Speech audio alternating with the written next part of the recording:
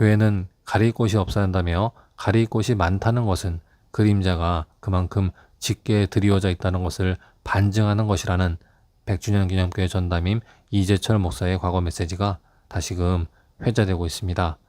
이 목사는 그리스도인의 삶은 마치 투명한 쇼윈도와 같아야 한다면서, 그러나 지금까지 많은 목사들이 불투명한 교회, 그림자 짙은 교회에서 제왕처럼 살아왔다고 지적했는데요. 목사들이 타락하는 원흉으로 당회록을 공개하지 않고 재정 원장을 공개하지 않는 것을 지목하며, 당회록과 재정 원장만 투명하게 공개한다면 목사가 타락하지 않고 또 교회가 타락할 확률도 그만큼 줄어들 것이라는 전망도 내놓았습니다. 아울러 그는 한국교회가 새로워지려면 자기 야망이나 욕망을 위해서 하나님의 말씀을 수단으로 삼는 사람들에게, 특히 교권을 쥐고 있는 기득권자들에게 욕먹을 각오를 하고 한국교회가 투명해져야 한다고, 개혁되어야 한다고, 광야의 소리를 외쳐야 한다고도 덧붙였는데요. 다음과 같은 메시지였습니다. 지금 로마 가톨릭 교황님은 프란시스코 교황님이시죠. 그분은 본래 아르헨티나 주교님이셨습니다. 교황님으로 선출되고 나서 아르헨티나에서 기자들과 했던 인터뷰 내용 중에 한 구절을 제가 기억하고 있습니다. 기자들이 교황이 되시면 앞으로 어떤 계획이 있느냐고 물었을 때 프란시스코 교황께서 바티칸에 있는 바티칸 은행을 없애겠다고 했습니다. 제가 늘 궁금한 게 그거였거든요.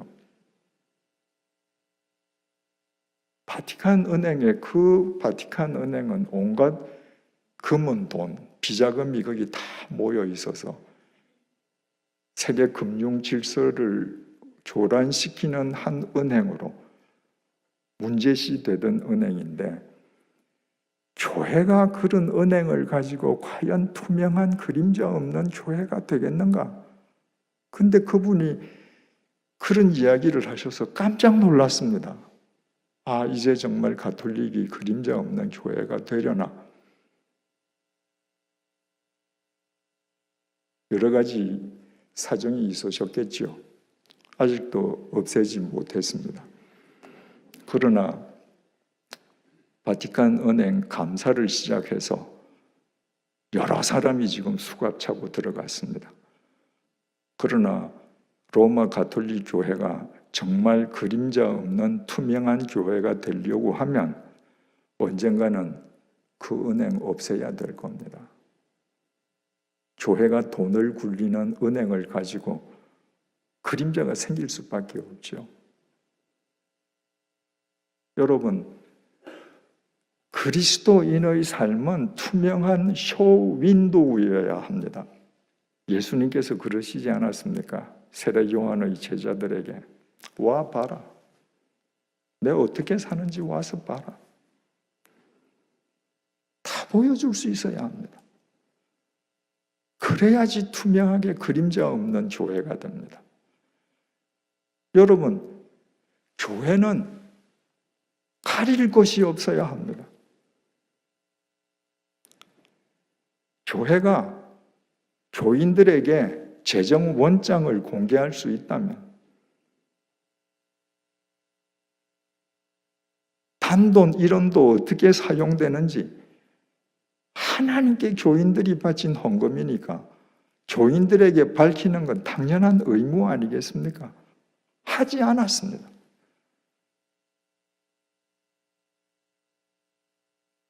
그래서 지금까지 많은 목사님들이 제왕처럼 살았습니다.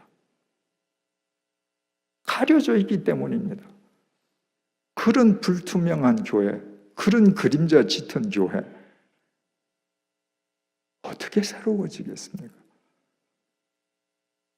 당회가 회의를 하고 나서 당회록을 공개한다면, 재정원장을 공개하고 당회 회의록을 공개한다면 한국 교회가 그 두 가지만 하더라도 저는 목사들 타락하지 않는다고 생각합니다. 목사가 타락하지 않으면 교회가 타락할 확률은 그만큼 줄어듭니다. 투명해질 것입니다. 그림자 없어질 것입니다. 광야교회가 된다는 것, 아웃사이더 교회가 된다는 것, 그림자 없는 교회가 된다는 것, 이거 한마디로 말하면요, 욕먹는 교회가 되는 겁니다.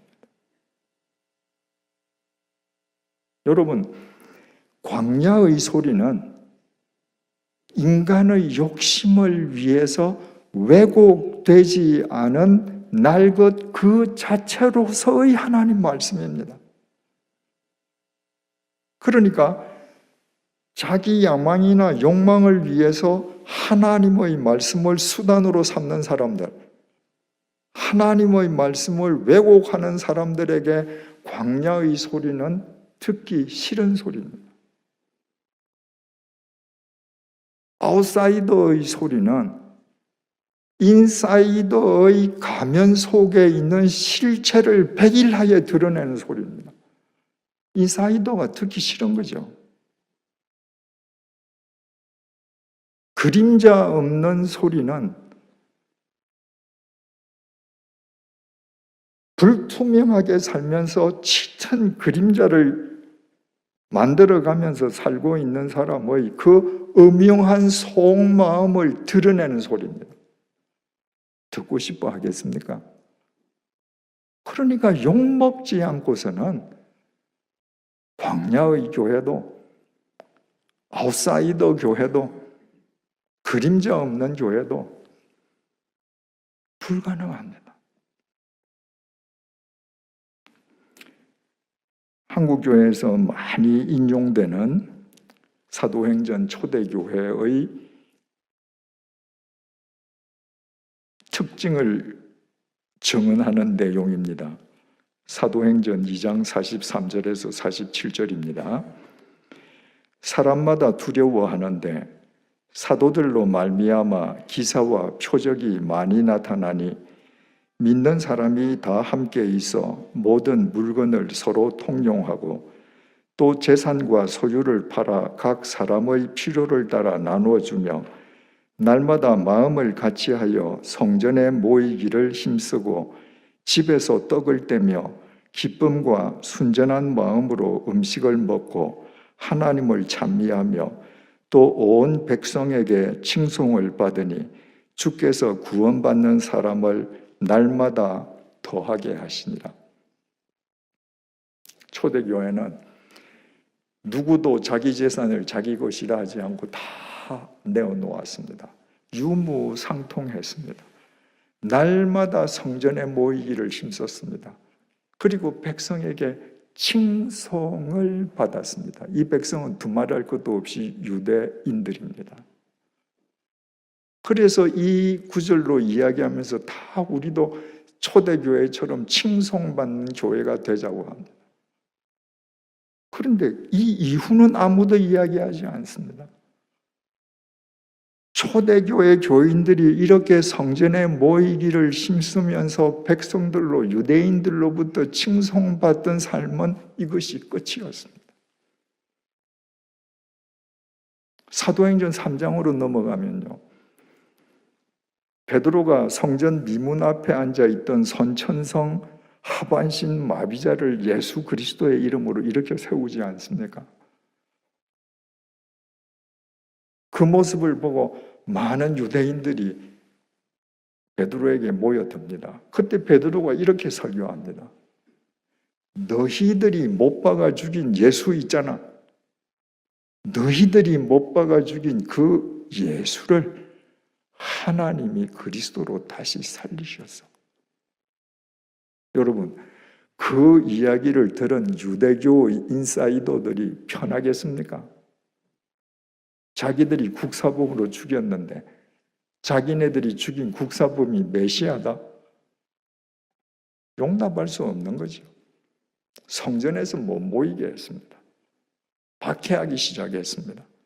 더더구나 사도행전 7장 스데반의 순교로 인해서 촉발된 대박해로 인해서 이렇게 성전에서 모이고 백성의 칭송을 받던 그들은 유대인의 혹독한 핍박과 모함과 모독 속에서 사방으로 흩어져서 동굴 속에서 숨어서 예배드리거나 집집마다 돌아가면서 비밀리에 예배드리거나 아무도 없는 벌판에서 예배드리거나 그렇게 살았습니다.